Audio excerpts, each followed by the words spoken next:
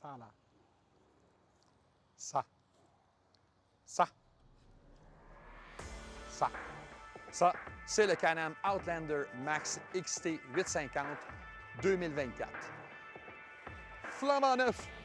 Merci BRP.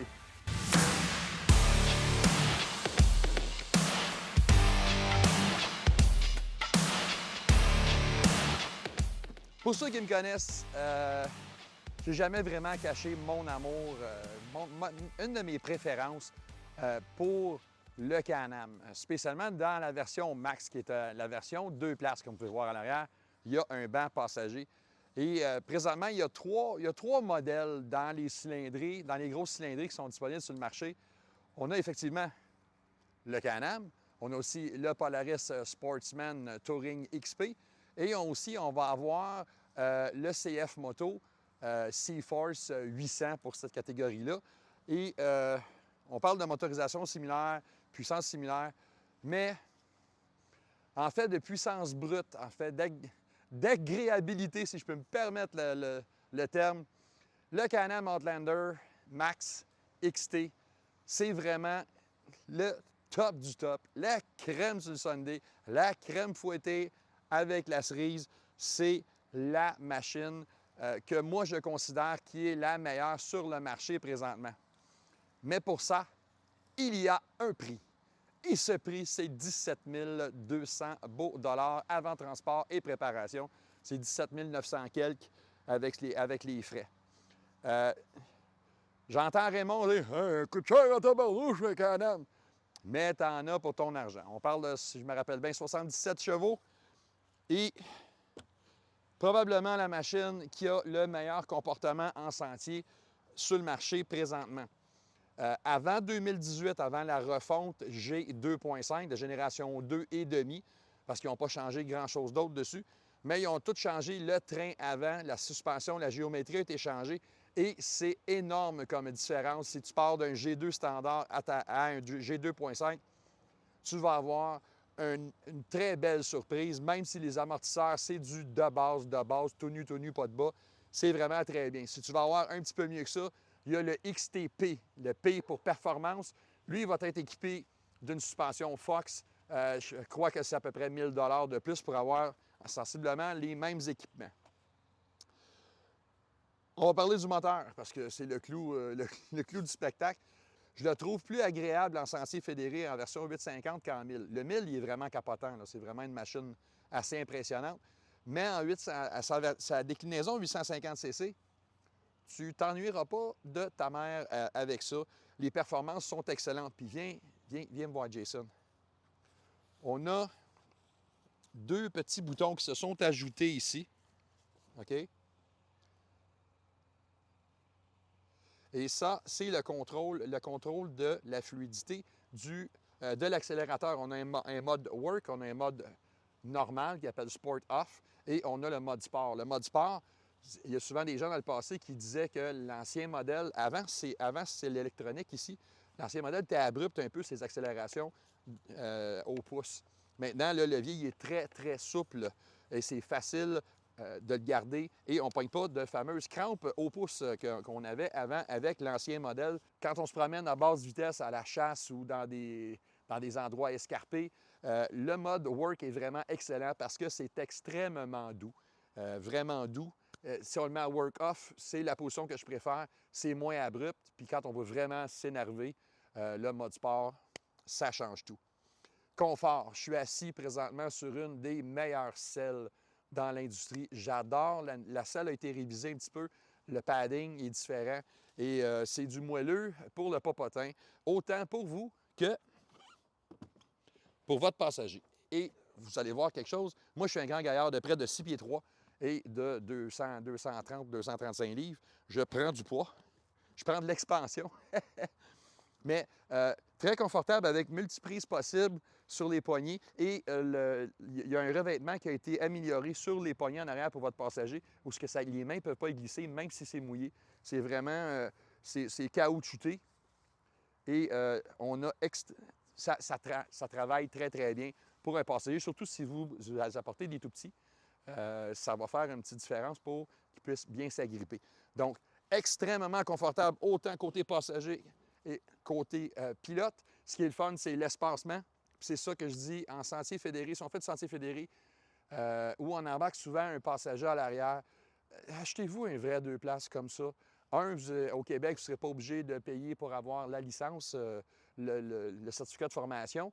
Et deux, c'est beaucoup plus sécuritaire parce que si vous regardez l'axe où est-ce qu'il est assis, le passager, on est en avant de l'axe de roue arrière, ce qui fait que le véhicule n'aura pas tendance à se cabrer lorsqu'on va être dans des grosses côtes. Sécuritaire, confortable, performant. Les freins sont géniaux, les freins sont reliés avant-arrière. Fait que ceux qui ne sont pas nécessairement habitués puis qui vont donner un gros coup de pédale ici, on ne barrera pas nécessairement les roues arrière parce qu'on va envoyer aussi de la puissance au freinage avant. Et le freinage avant, ici, envoie quand même du freinage à l'arrière. Pour moi, c'est une des références, c'est un des meilleurs systèmes de frein qu'il y a sur le marché présentement. À part le prix qui fait un petit peu sourciller, 17 200 balles, ça commence à être de l'argent. Celui-là est un petit peu plus cher parce que c'est Mossy Oak, c'est la version camo. Je pense qu'il y a quelques centaines de dollars de plus que le modèle de base à cause de ce fini-là chasse. Donc, c'est des belles photos de boulot et de chaînes et de tout l'agrément. C'est vraiment très, très réalistique. Et pour le chasseur, c'est vraiment bien. Mais il y a plusieurs coloris disponibles. Il y en a un qui est un noir et gris qui est vraiment très, très beau. Allez voir ça sur le site web de BRP, la section Can-Am Outlander. D'autres choses que j'apprécie un petit peu plus, viens voir ici, Jason. Le modèle XT, il est muni d'un treuil et le contrôle de treuil est toujours ici. C'est le même depuis des années. Je ne le trouve pas nécessairement beau, mais c'est fonctionnel. Et ayant travaillé pendant plusieurs années dans des concessionnaires BRP, j'en ai jamais réclamé en garantie. Donc, ça fonctionne numéro un. Fait que pas de problème de ce côté-là. On a la direction assistée BRP, toujours encore qui est une référence parce qu'elle est ajustable. On a soft, medium, hard ou minimum, medium et max assistance. J'aime la position max, surtout quand je me promène. Si je fais des longues journées, puis je fais surtout de la haute vitesse, mettons, là, en dehors des sentiers fédérés, quand on va à pourvoirie, je vais le mettre à médium quand on passe les 70-80 km/h. C'est une machine qui va atteindre une vitesse de pointe aux alentours de 120 km/h. On ne niaise pas. Et c'est extrêmement rapide pour le genre de machine. Ce qui est le fun, à cause que c'est un max, à cause qu'il est long, à cause qu'il est quand même un bon empattement, c'est 40, je vais le mettre à l'écran, mais s'il y a un bon empattement là-dessus, c'est une machine qui est extrêmement stable. Une chose que je vais apporter aussi, le package XT, comme on l'a ici, vient avec des roues stylisées en aluminium de 14 pouces avec des pneus ITP Terracross. Ce n'est pas les meilleurs pneus, mais les pneus qui ont remplacé, qui étaient les Carlisle ACT, qui étaient absolument les pneus les plus de l'industrie, c'est un énorme pas par en avant et ça change la donne au niveau du comportement en sentier et spécialement sur les surfaces très dures. Avant, avec l'autre pneu, ça dansait beaucoup. Avec les Terracross, c'est planté, ça roule très, très bien. Qu'est-ce que j'oublie? Parce que oui, je suis un peu enchanté par cette machine-là. Vraiment très... Ah, une affaire qu'il fallait parler, justement. Merci, Jason. L'éclairage en avant. Je veux juste que vous regardiez ça. Enfin, et ça fait quelques fois qu'on en parle du côté de BRP, enfin, on a un système d'éclairage digne d'un 4 roues qui a de l'allure, où est-ce qu'on ne transforme pas nécessairement la nuit en jour, mais on va voir en tabarnouche où ce qu'on va comparé à l'ancien système de phare projecteur de BRP. Vraiment super bien de ce côté-là.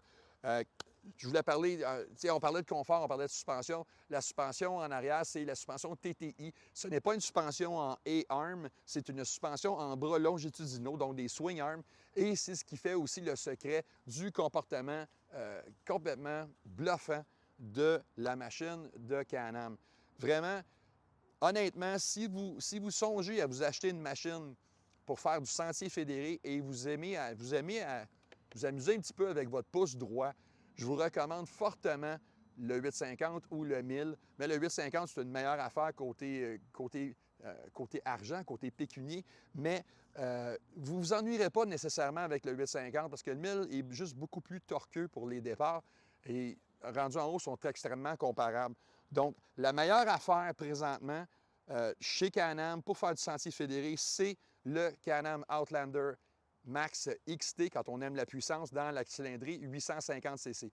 Il y a un 700 cc, que c'est la nouvelle plateforme G3, mais si ça serait mon argent demain matin, il faut que je m'achète un quad, 2 places, c'est ça qui rentre dans mon garage. Moi, c'est Marc-André, derrière la caméra en train de se faire manger par les maringouins, c'est Jason. Et nous, c'est quadis.net. S'il vous plaît, prenez le temps de nous faire un pouce en l'air pour, si vous appréciez la vidéo. Moi, je vais le mettre dans le trailer, puis on s'en va faire du sentier.